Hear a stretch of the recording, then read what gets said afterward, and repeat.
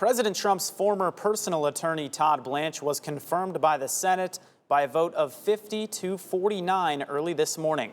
Two GOP lawmakers opposing his nomination. As ABC's Stephen Portnoy explains, the vote came down to the wire. On this vote, the yeas are 50, the nays are 49. The nomination is confirmed. By the narrowest of margins, the U.S. Senate voting to confirm Todd Blanche as the next Attorney General of the United States. The gavel coming down at 4:31 this morning. The deciding vote from outgoing Louisiana Senator Bill Cassidy, who announced at the last minute he would support Blanche. Cassidy framing it as a choice between Blanche and someone potentially worse. Mr. Blanche is not perfect, and he will tell you this. But the choice is not between perfection and Mr. Blanche. It is between Mr. Blanche and another acting Attorney General who may not run the department effectively under President Trump, and who indeed may not be as good as Mr. Blanche.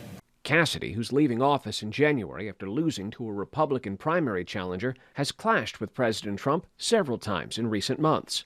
It was a critical vote for Blanche, who had already lost the support of two Republican senators, Susan Collins and Lisa Murkowski, who joined Democrats to vote against him. The opposition in part because of Blanche's involvement in granting a tax immunity deal to President Trump, blocking the IRS from conducting audits into the past returns of the president, his family, or the Trump Organization. Blanche, who served as President Trump's personal attorney prior to joining the Justice Department, also helped create a so-called anti-weaponization fund, which he now claims has been scrapped, but would have used nearly $2 billion of taxpayer money to pay out those who say they were unfairly targeted by prosecutors, possibly including January 6th rioters. Following his Senate confirmation, Blanche writing on X, "I am deeply honored by the trust and confidence President Trump has placed in me to lead the Department of Justice." President Trump has called his former personal attorney a great person who is great at what he does. Stephen Portnoy, ABC News, Washington.